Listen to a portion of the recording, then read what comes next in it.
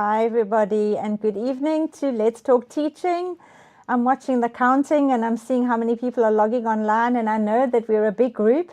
So the introduction is just going to give people an opportunity to just come on and settle down, settle into this session together.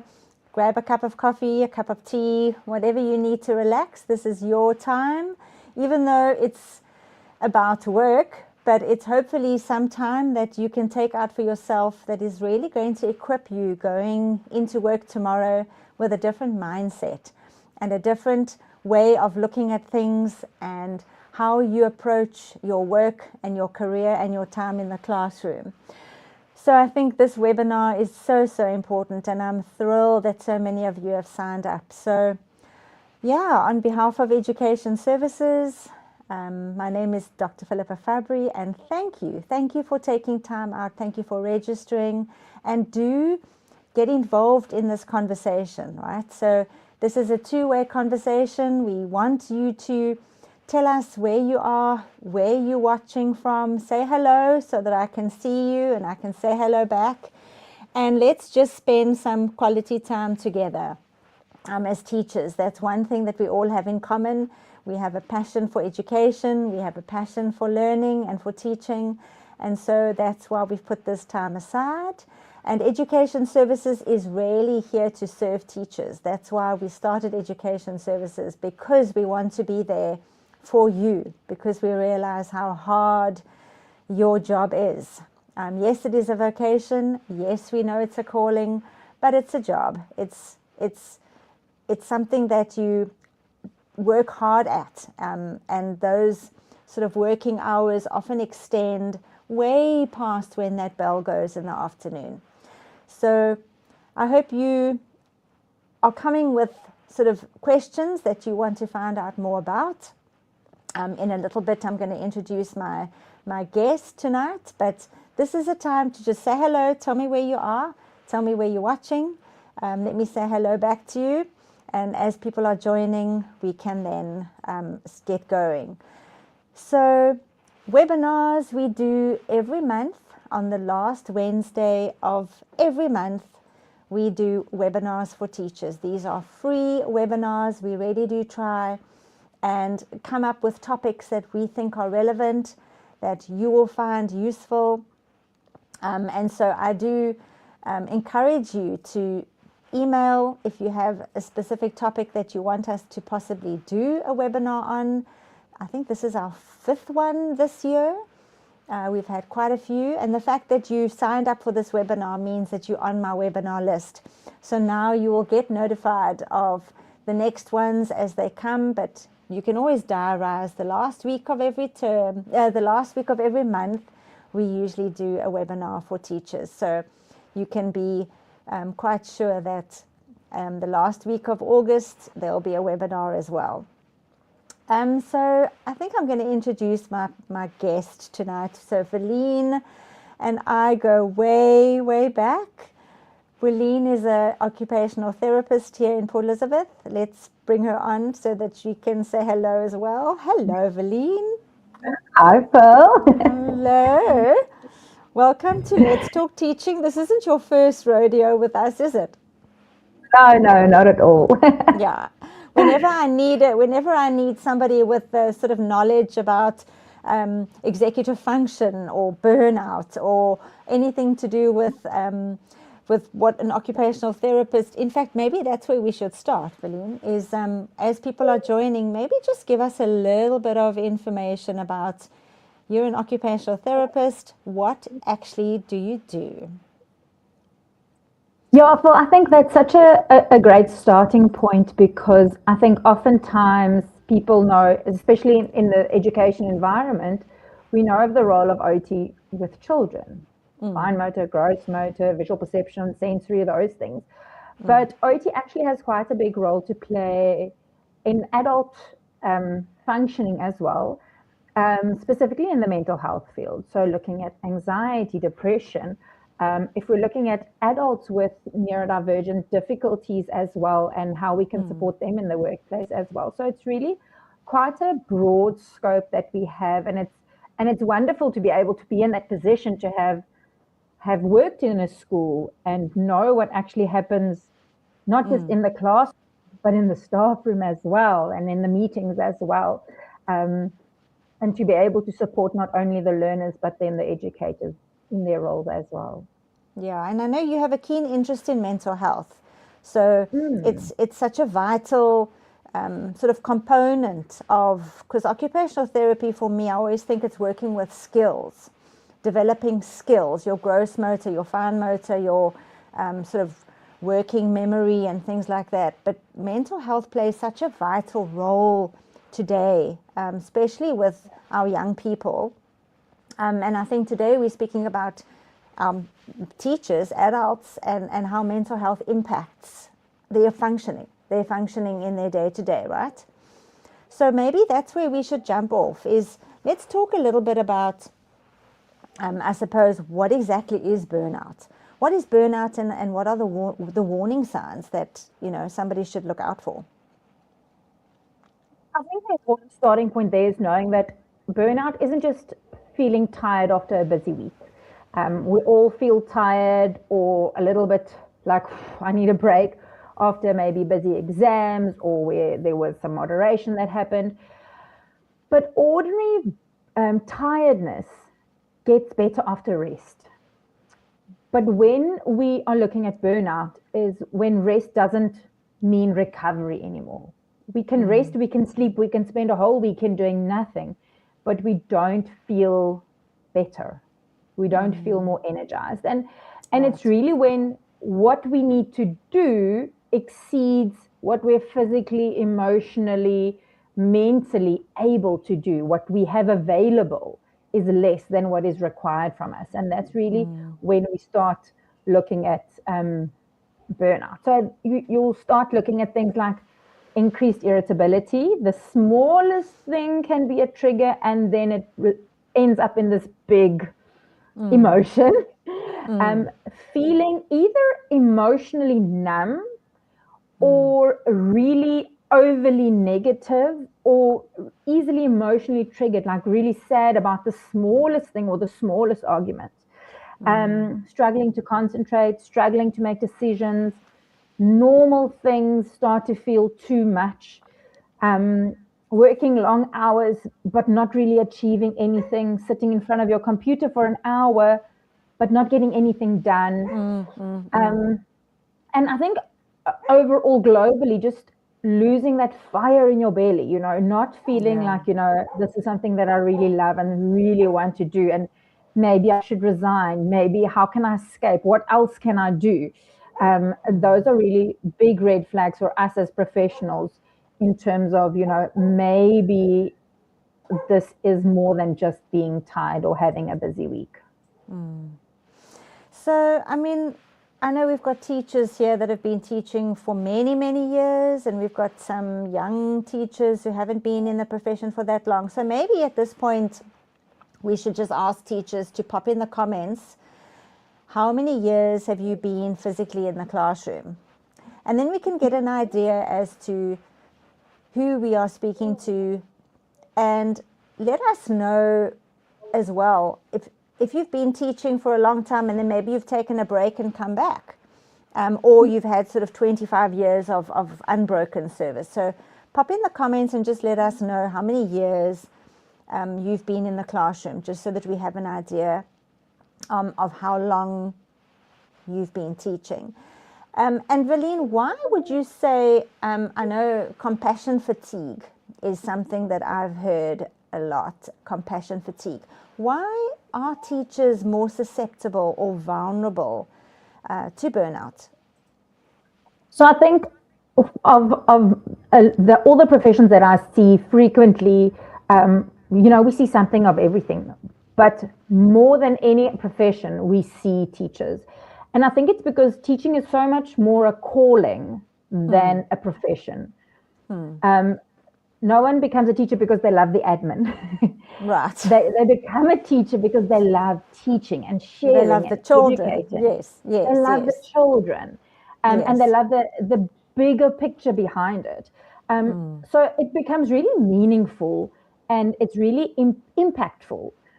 And I think because of that, teachers always want to go above and beyond. And keeping up with the above and beyond while keeping up with the admin and all the other things that need to happen. You know, teacher's never a teacher. You're an administrator, you're a planner, you're a nurse, you're a counselor, you are a mediator, a behavior manager. You know, it's so many things going into that hat of professions that really makes it a really demanding profession. You know, it's not just teaching; it's preparing lessons and exams. I heard today teachers have to be a Swiss Army knife. Definitely, it's a good analogy, right? Very much. I love that. You don't just cut things. No. If only. And I think what's hard with all of that is a teacher's job is never finished. You know, especially when it's really your calling. Maybe I can just figure out one more worksheet for that child that's really struggling. Maybe I just need to send one more email to a parent to give them advice about how to navigate this behavior at home. It never ends. Yeah. And I think that's what makes it really hard to shut down. And that is what makes rest really hard. So we're never resting properly. Therefore, we are never recovering. I think you are touching on boundaries there, right? But we're going to talk about that in a little bit. We're going to talk about that. But let's just have a look. So we've got a couple of comments here. So Amy's been teaching for 7 years. Now, Amy, Luke says 24 years from grade 4 to grade R. Deborah, hi Debs, I've been in the classroom for 7 years this year. Cherie has, 35th year. 22 years, Brenda says, in the foundation phase. Teaching for 11 years. Good. And Marilise, I was a full-time teacher for 25 years and resigned recently because of burnout. I'm now a full-time remedial therapist and it was the best decision I could have taken for my own mental health. Thanks, Marilise. And then Emma says 19 years. She's taught in London, Dubai, and Port Elizabeth. Wow. Lindy's almost 20 years in the foundation phase. So, wow, we've got such a range, right? Somebody who's been 35 years and somebody who's been teaching for 7 years. So that's great. We've got a good sense of who we have tonight. Is there another one there? Almost 20 years in the foundation phase. Oh, yeah, we said that. Lindy. Okay, so let's so keep them coming, guys. Keep them coming. Why do you think teachers struggle so much with time management and just getting all this stuff done? I think it's very much being hard on yourself. You know, I should be doing better. I should be getting more things done, and then almost it's trying to juggle 7 balls at the same time. But nothing is really getting your full attention. I should be coping better. I should be more organized. She's got all her lessons planned already. But it's not always a time management problem. Sometimes it's attention, memory, energy, just an emotional overload that's really blocking that ability to get things done and to structure things. Burnout impacts so many factors in our lives that it really makes it difficult to really zone in to figure out what the challenge really is that's stopping us from being successful or completing tasks in the way we expect that we're supposed to. And what happens then is, what's wrong with me? Why am I not doing this as good as I used to? Why can't I be better? And sometimes things are just too big and too complex to finish in one sitting. Right. So something that we discuss in the workbook is the 5 Ps of how to navigate your time management and your tasks a bit better. Okay. So really, the first P is to prioritize. So we're looking at what's the most important. What has the biggest consequence if it's not done now? What can be delegated? What is good enough? Okay, doesn't have to be perfect.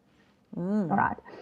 And in the work, we also discuss the Eisenhower matrix, which really helps to clarify which tasks are urgent, important but not urgent, urgent but not as important, and not urgent nor important, which means throw it out the window.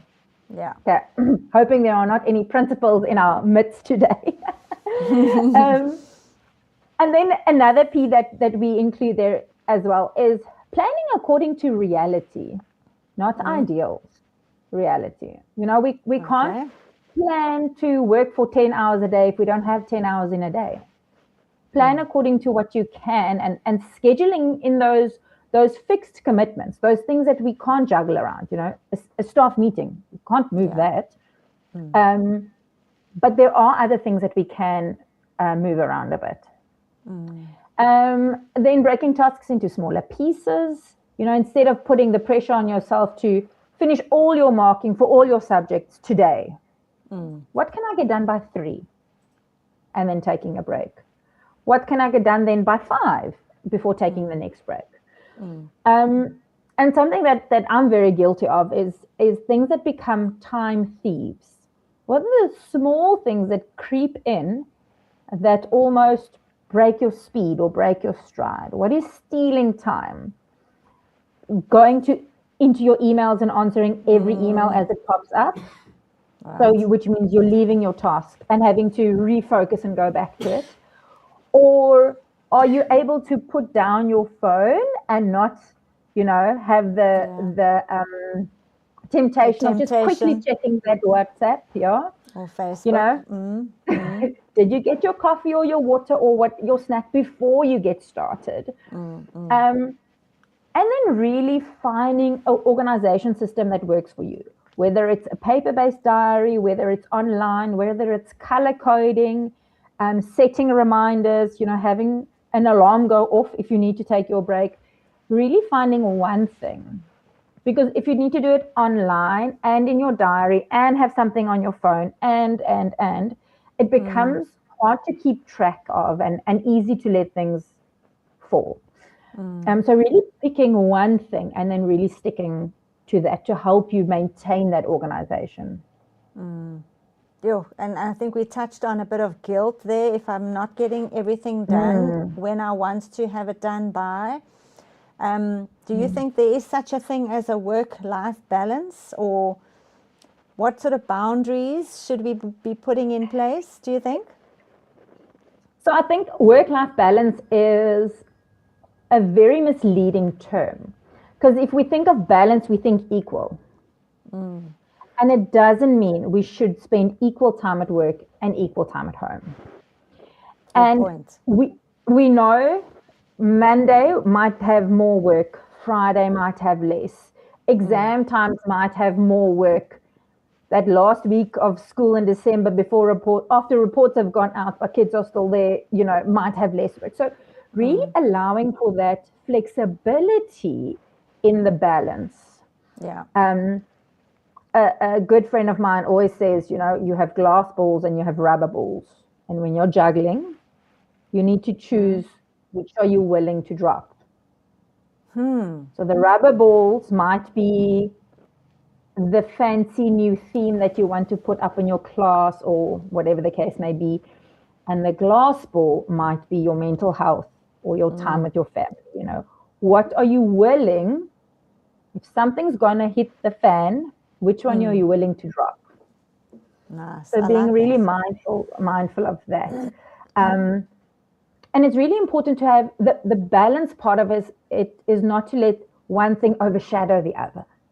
And we know there's going to be difficult and busy times, but there has to be room for the other one to breathe still.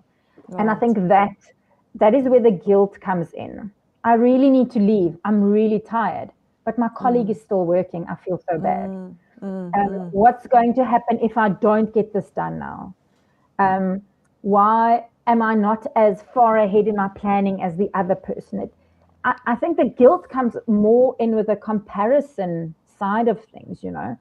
My things aren't as neat or as pretty or as whatever as someone else's. And And that kind of constantly worrying steals about that what other balance. people will say. What do people say if I leave school, before 3? Or you don't want, Yeah. people to think differently of you, or right? I mean, there's always that we have to be perfect. We have to be seen to be on point all the time. We don't give ourselves much leeway. Yeah. Yeah. And there's a beautiful thing about rest. So we often work so that we can rest. Where we should actually do it the other way around. We need to rest so that when we work, we can work.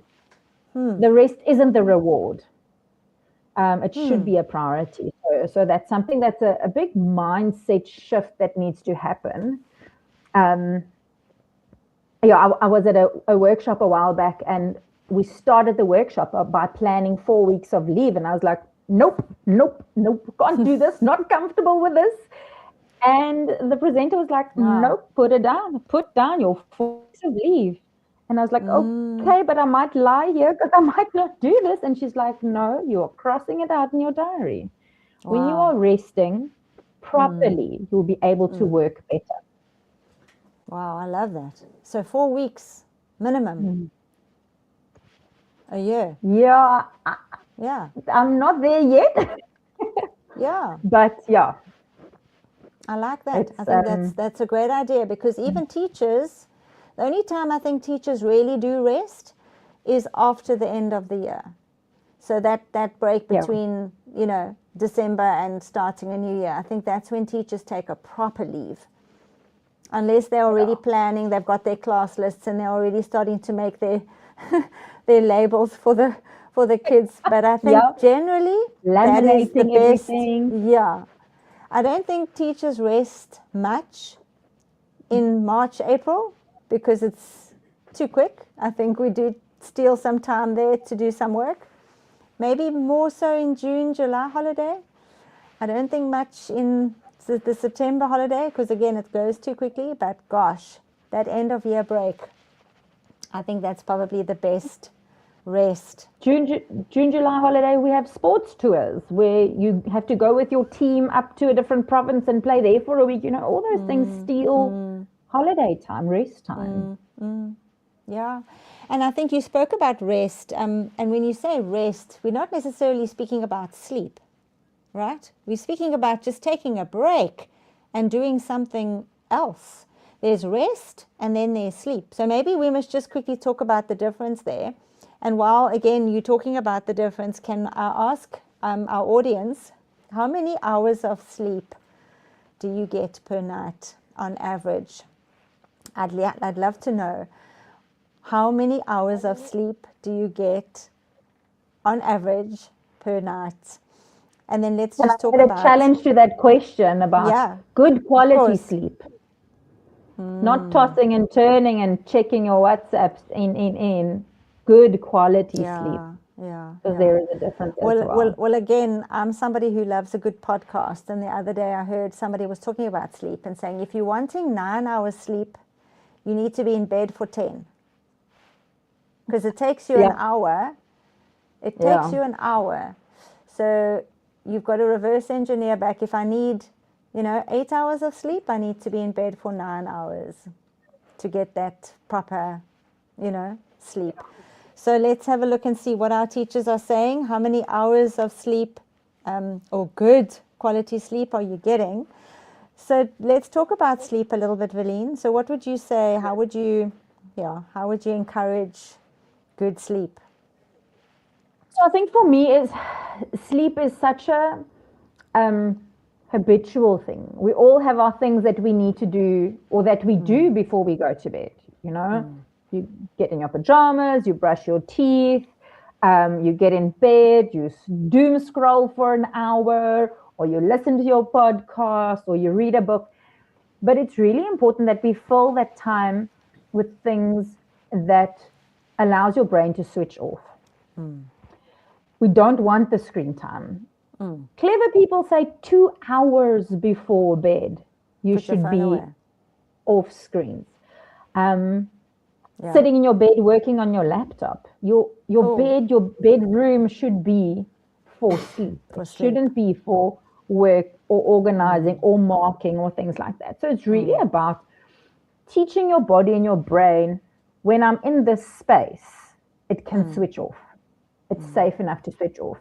Right. And I think often when we're lying in bed and everything's quiet, we have that to-do list that starts running through your mind. Yeah. So something like keeping a little notepad and a pen next to your bed, so you can jot down those things. So you don't forget it. You don't need to do it now. You won't forget it because you've written it down. And just really being mindful of putting it down and leaving it there for tomorrow. For the next day. Well, let's have a look at the average here. So we've got Lovemore 7 to 8 hours of sleep. We've got Luke 7 to 8, interrupted most nights. I'm exhausted at the end of the day. Luke, you're not alone. I think we're all feeling exhausted at the end of the day. Brenda 6 hours on average. Megan 6 hours. Who else do we have? Amy says about 7 hours. I used to get 5 or 6 because I had so much extra marking. Yeah. Lindy 4 or 5. If I'm not up worrying about kids in my class or my own kids, or how guilty I feel about how I neglect my own kids for the kids in my class. Wow, Lindy, that's huge. You're not alone, hey? That is huge. I mean, us as teachers, or we call us momchers. If you're a momcher, you're worrying about other people's children, and your own children just have to get on with things, right? So that's something we all struggle with that. Tamlin 4 or 5 hours. Have a 3-year-old, so never really getting good quality sleep. Yeah. And then the last one there, Debbie, 3 to 4 if I'm lucky. So what do you advise, Valine? How many good quality hours do you sort of advocate for? So real world and ideal world is two different things, I think. We know this, yeah. But anything from 7 to 9 would be really great. Because if you're more well rested, you'll get more done during the day. So it becomes this vicious cycle of the less we sleep, the more tired we are, the less productive we are, the later we have to stay up to catch up, the less we sleep, the less productive we are. So it's really, and I know it's easier said than done, especially when home impact you. Like one of the listeners said, having a 3-year-old at home, I'm here for it. I have a 3-year-old. So there are certain things that we have to realize it's a season, and we trust that it will improve and it will get better. And sometimes we have to, adapt around that. But ideally, we are looking at 7 to 9 of good hours of sleep. And I think when you've had good sleep and you come to work the next day, you're going to be a better version of yourself if you've had a good restful sleep. So what other things can ensure that, I suppose we all want to be the best version of ourselves that arrive in the classroom. So how do we work on having that best version that arrives in the morning? I think something that for me is really important is that the best version of me today. Okay. I'm not going to be perfect every day. Every day. And I think that's really important, to take that expectation off of ourselves. Being present, being responsive, being regulated is far more important than having the perfect presentation or the perfect lesson planned. So we really need to choose what we are prioritizing and what we define as the best version. Give the learners the best you have. If that means you need to reuse a resource because it's worked in the past for a previous year, you don't have to reinvent the wheel. Having a brainstorming session with colleagues, where we can share ideas, share resources, share materials, making the most of what you have, and knowing that sometimes good enough is more than enough. We don't have to be perfect with the fanciest everything all the time. No. And I think also making use of the team. No, I think you're right. You're saying that this webinar isn't about making us all into perfect people, and making us more productive so that we can work harder. That's not what this is about. It's really about how to make sure that the best version of ourselves gets to work most of the time. Not all of the time, but most of the time. Emma says, I absolutely love my sleep. I try my best to get this right. I sometimes need a power nap before I get going with my momming, my momming and marking. Have a power nap, yeah. What would you suggest somebody do if they are struggling with their mental health? I think that's a great starting point, is going back to basics. Are you drinking enough water? Are you sleeping appropriately? Are you eating appropriately? When last have you had a physical checkup with a doctor? There might be an iron deficiency. Making sure that we check in with ourselves medically.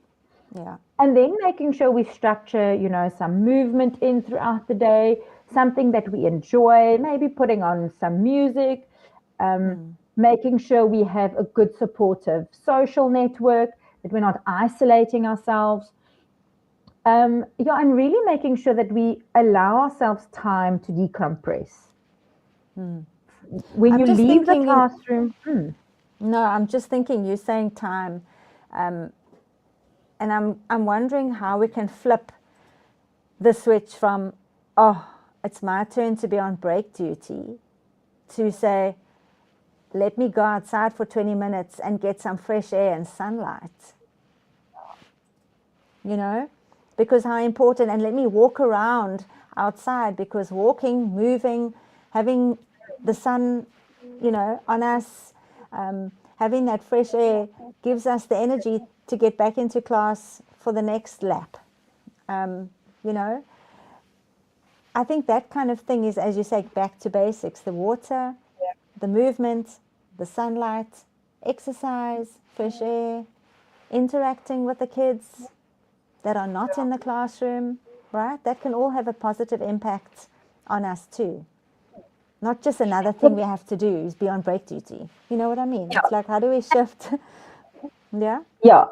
And I think that perception of break duty can actually be changed so wonderfully, because if we can utilize that time with the children to build a better relationship with them. And regulate. You spoke about regulating ourselves. So I'm wondering, what does that mean? When you regulated, what does that mean? So for me, it's taking a moment to decompress. So we're giving your body a break, in a sense, to say, okay, I'm going to slow down my breathing. I'm going to slow down my speech. I'm going to slow down that vibration that I feel in the inside. And we do that by grounding. We do that by becoming aware of what's around us, the things we see and smell and hear and touch, and really not letting our minds run away with things. Worrying about all the things that still need to be marked, or how productive you could have been with it in this 20-minute break, if you could have spent it marking, but really just being present in the moment and allowing our bodies to breathe physically, not just through your lungs, but letting your whole body breathe for a bit. Yeah. And then colleagues, we this is great that we're coming to this webinar. We're learning about how to be more mindful, how to be more aware of ourselves. How would you encourage teachers to support colleagues, and maybe school leaders that are on this webinar? What can school leaders do to support their colleagues who may be struggling with all of this exhaustion? I think it's really good that teachers support each other, because it's a very unique environment. It's not the typical 8 to 5 profession. I would just caution that support to stay productive in a problem-solving sense, and not become a venting session where we are just regurgitating negativity. That can become quite dangerous and unhealthy. So for that situation, to remain Productive, positive and solution orientated. So what are you struggling with, and how can I help you? I think we are often placed in positions or with tasks that might not be our strength. And sometimes we need to develop that strength, definitely. But sometimes we can say, they've asked me to make this social media post for the school, but I've never used Facebook in my life. please don't spend 5 hours figuring it out. Reach out and ask for help. So it's really, really important that, we look towards the solutions. We're not talking about toxic positivity where every difficulty is an opportunity to learn. Yes, but no. We want to really be realistic when we're looking at the solutions. And then sometimes we have to be, I want to say, the cheerleader for our colleagues, but also have the tough conversations to say, I'm really concerned. Have you spoken to a professional? Have you seen someone? Because sometimes we need to step out of that environment and get an outside perspective of some additional support as well. Yeah, I think that's important, is who do we go to? Because I think the first thing, I don't know if you think the first person to speak to, if you are burning out or feeling like you could be burning out, would you say to start with your family practitioner, your GP, or to start with you, Verlene, or would you go to a psychiatrist? Who would be I suppose, your first point of call, would you say? So realistically, I think a GP would be a good place to start, just to have that medical check, make sure your vitamin B levels are fine, your iron levels are fine, there's not anything happening there, maybe a thyroid difficulty. So having your GP tick the boxes. I love referring to psychiatrists. However, the waiting list is sometimes scary. I'm very aware that finances also play a role. So whether you go to an OT, a counselor, a psychologist, it's just important to reach out to someone who can help you and guide you and give you some sort of safe, practical skills that you can implement in your day. But don't do it alone. Is the long story short. I also think we are getting to be a society that is more, we don't hide as much as possibly we used to. We're not the silent generation. If we are struggling, we are more able and we want to help. We want to speak about our challenges and not just put on a mask and pretend that everything is fine.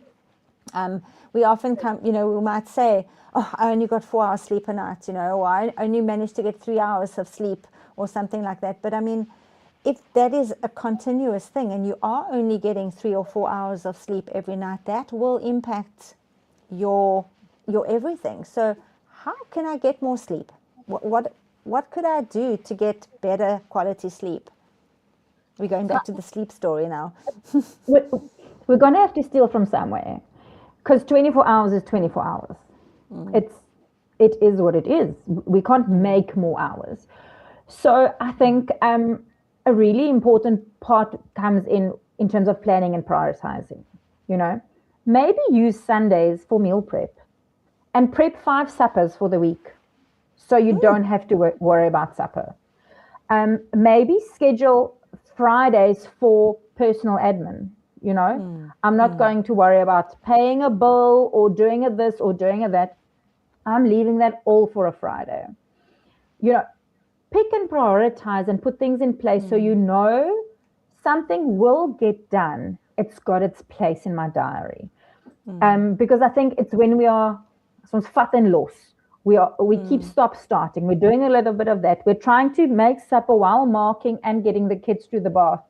That's when we start dropping balls and when things don't get done the way we'd like them to get done. And I think in your workbook that you compiled, and I did forget to mention it at the beginning of this session, that workbook is really for you to just sort of do a bit of self-reflection after this webinar, and look at the areas that you feel you maybe do need some help with. And then act on those. What can you do? As Verlene is saying, where can you take from other areas, or where can you delegate or get help with? So use that workbook. I mean, it's called a survival book for a reason. It's what we want you to sort of really just take from this webinar. Look at what you can improve, what you need some more support with. Look at those areas. And then, reach out if at the end of the webinar, we'll share Valine's contact details, and bring the workbook along to a session with Valine, and let her help you with sort of working out the areas that you might need to just tweak in order to create a better life for yourself in terms of this very complex topic that we're talking about. But then let's move to, so let's say I'm really burnt out, Valine. Like, I'm really, really struggling. There's nothing left in the tank, and I've got to pitch up, and I've got to keep going through the motions. What can I do? Yes, I can go to my GP. Yes, I can go and check my blood levels and what have you. But what are some of the things that I can do that are going to at least help with taking some of the edge off? What would you say? So I think it's important to know when burnout is real and significant, planning isn't going to fix it. There's not going to be one thing in isolation that's going to be quick fix magic wand. There's no magic pill. No, sorry. And it's about, you mentioned tweaking now. It's about what tweaks can we make? We're not expecting overnight. We're not expecting miracles. What small things can I put in place? What is draining me most? What responsibility can I reduce? Get off the fundraising committee. So if it's something that is too much for you, step back. How do you say no, though? How do you say no without kind of offending somebody, or you're scared that your principal will, think less of you because you're saying, no, I can't help with the fete this year, or no, I'm not going to go to that derby day, or, you know what I mean? Like, how do you manage that? So that's such a relevant and real question. And it's going back to that, the other people expectation, or comparing or worrying about the other people. Because what if they think I'm not doing good enough? What about it? It's a harsh reality, but I have to prioritize my own health. And if I say yes, if I say yes to that, I'm saying no to something else. So I think the conversation starts with being open and honest. And if it's with your principal or with your HOD or whoever you feel comfortable with and who you trust, to say, I'm happy to help. What else can I give away then? If you need me on the fundraising committee, I'm going to have to step back somewhere else. So you let me know, because both isn't possible. Please, can you tell me what you would like me to put my focus and attention on? If you are not comfortable saying, nope, I'm doing nothing, and you want to say yes, and you want to say yes, but you can't say yes to both. I think sometimes having that conversation of saying, both isn't possible, where do you need me?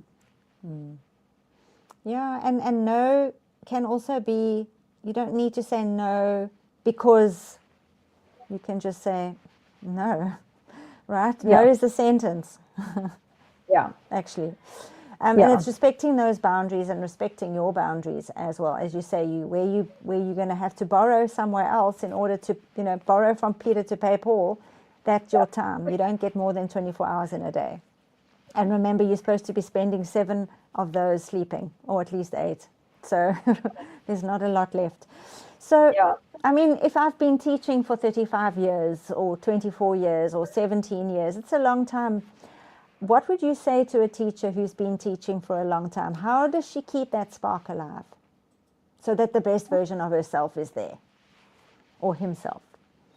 To know that it's okay for the spark to change.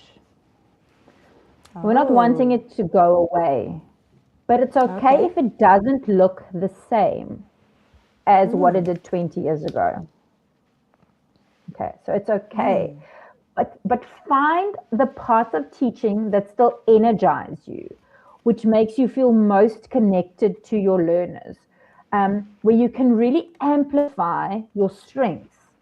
And I want to say play to your strengths and include more of that in your day, and see where we can disconnect from the things that make you feel drained, or that are making you really use energy that you don't have for those things. And I'm not saying everyone must not mark books anymore, but finding easier ways to do things and to navigate that, so that you can spend more time doing what you love in that.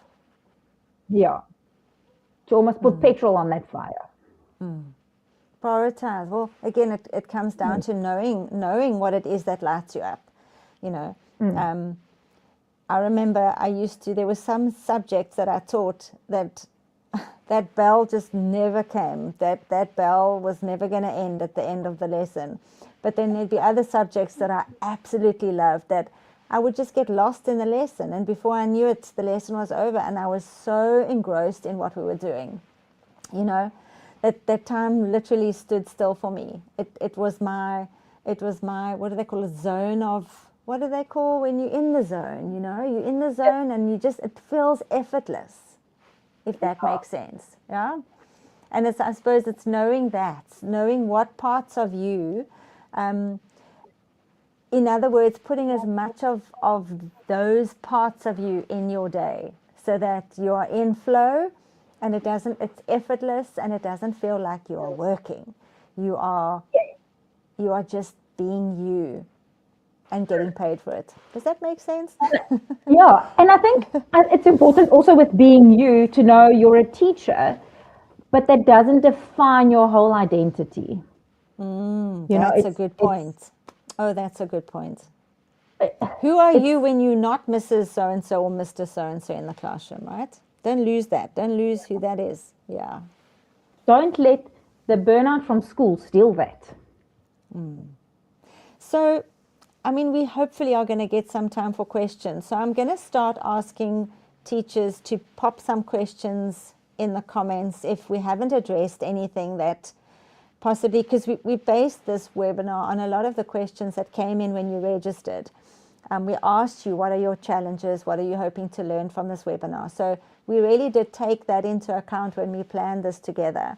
But Verlene, I think, what would you want teachers to leave with? So maybe are there 3 things that you would want teachers to take away from this session? What are the 3 most important things, would you say?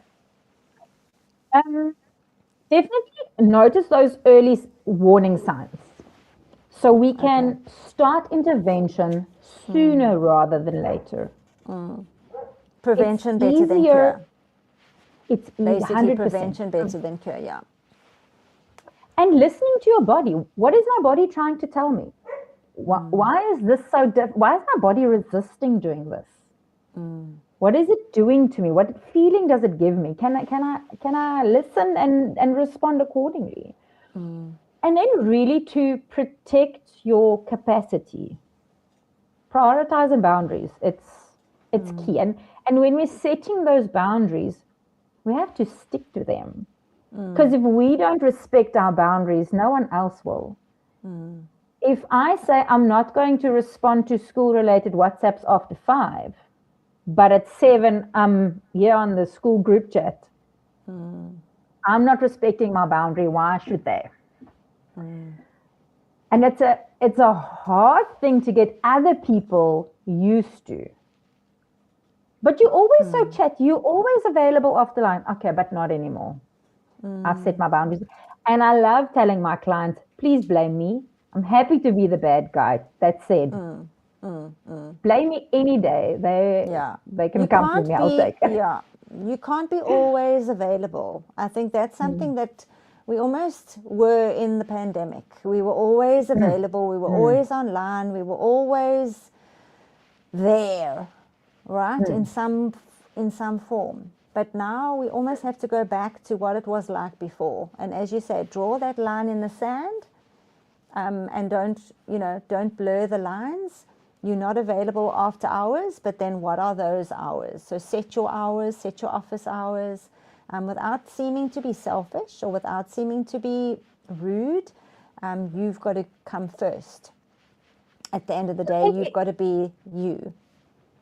I think if you are using WhatsApp, please don't, but if you have to use WhatsApp for school-related things, have an after-hours automated message. Thank you so much to reaching out, or for reaching out. I would really like to respond to you when I'm at my best. Kindly note that my working hours are, I'm currently resting, my working hours are here to here. Yeah, that's a great idea, actually, so that you don't and you feel will like... get, Yeah, you will get backlash. Sorry, you will. You will get people who are not going to respect it. And those are the people who don't deserve it anyways. That's if true. they're going to take it for granted. That's true. Okay, so let's summarize. Let's summarize the whole thing. So you said we know prevention is better than cure. So it's recognize the warning signs and listen to your body, so that, because your body is telling you, listen to those signals, or be aware of when you act out of character, or where something that would never normally affect you has. So just kind of become more mindful of your body and your responses and your own self-regulation. If it's off kilter, there's usually a reason for that, right? So it's knowing the signs, Valine. And then what was the second thing? Just prioritizing and setting those boundaries. Prioritizing, setting boundaries, because as we say, it's making sure that it's prevention better than cure. So it's making sure that you don't burn out. So putting those boundaries in place. And then the third thing? It's really important for me that you stay true to who you are. Remember who you are and what's important to you outside of being a teacher. Outside of the teaching, yeah. And if you need to do one change, one change for one day a week, leave on time. Don't stay until 5. Or for one challenging task, ask for help. Just change one little thing. Just clean goedjies that you can do. Say no to small one things, big impact request. Yeah. And the first time you say no, it's going to feel awkward. It's going to be horrible. It's going to be hard. Please try to reach me after a certain time. I'm saying no so easily. The more we do it, the easier it becomes. It becomes a habit. It's not about big, grand gestures of tackling burnout. It's really those small things that we can put in place. I like that, and I like it that it's practical. A lot of what we spoke about is practical things that I suppose maybe we just need to be reminded about. We know that we should be getting a number of, hours of sleep. We know this. We know we should be drinking water. We know we should be going for walks outside, but we don't always prioritize. And then, of course, we wonder why we're feeling so terrible, because we're not giving ourselves what we need. So any questions? Have there been any questions coming in there? Valine, while we're having a look, how can people get hold of you if they need to come and see you? Where's your practice? We'll put up your contact details now. Where can they get hold of you? So we're based in Lorraine, in Port Elizabeth, but we are also very online available. We're on all the social media things with information that we share there and practical tips and things. So we really try to be easily accessible and available. Perfect. Yeah. And you also do equine therapy, right? Yeah. I love that. That's what and keeps I know my you do flame groups. alive. Yeah. You do an adult group. I don't know, Yes. when is your next? Do you have any coming up that you want to talk about? I'm going to laugh. I'll give you a date right now. But we try once a month have an adult group. So once a month we have a young preteen group, we have an adolescent group, and then we have an adult group. And then we discuss things like conflict management, boundaries, communication styles, really getting back to basics and having discussions about these things so that we can have these skills before we get to that tricky situation, before we get to the chaos. Let's practice these skills and make them part of who we are, so that we can, be better equipped. There's a question there. How do I compartmentalize my work by deciding what's urgent and important? What should be done first and what can wait? So I think that Eisenhower matrix is one way. But I don't know, maybe it's difficult to know what's important and to know what to identify as urgent, because it all feels important and urgent. That block is very long. I think taking it in a reverse. What will be the consequence if this doesn't happen now? What will happen if I don't do this now? Okay, if I don't do this today, a good idea. Will nothing happen? Okay, then does it really need to be on the top of my priority list? Maybe not. Okay, what's going to happen if I don't put electricity in my meter now? Okay, we'll sleep in the dark. Okay, let me do that. Okay, so that would be urgent and important. Is I need to recharge my electricity meter. Yeah. Okay, that's a good one. So really looking at what is the impact of not doing this thing going to be? Am I just going to be uncomfortable? I cannot tell you how high the pile of washing is in my spare room, because it's just not important or urgent. We can go dig through there if we want to wear something clean. So it's fine. It's not something that's going to make me sleep less hours. Yes. Valine Brenton is asking, how am I able to know when your next group is? Where do you advertise your groups? It's on Facebook, eh? We advertise on our Facebook page, or you're welcome to pop us an email and we can just share the rest of this year's schedule Admin with you. at wiggalot.com. Admin at wiggalot.com. But Valine will not reply after 5 o'clock. Do you have an automated email saying, I'm out with my horses right now and I'll get back to you in the morning? You'll hear from me when you hear from me. Yes, when I've done my washing and ironing. No, but honestly, it's really jokes hard aside, because we have to do these things, and I'm even starting to try and be more boundary orientated with my personal messages. A WhatsApp won't be answered immediately. You can wait until tomorrow. I'll leave you unread. You'll survive. If it's an emergency, call me. Yeah, you see, that's unfortunately we expect instant gratification. We expect instant replies. This online shopping thing, it's bad news, because we're spending way too much money than what we should be doing. Talk a bit out of the office. We had a lady email and we responded within 6 minutes, and she responded to an email, and she responded to that email to say she will not be making use of our services due to our poor communication. And I was, you know what?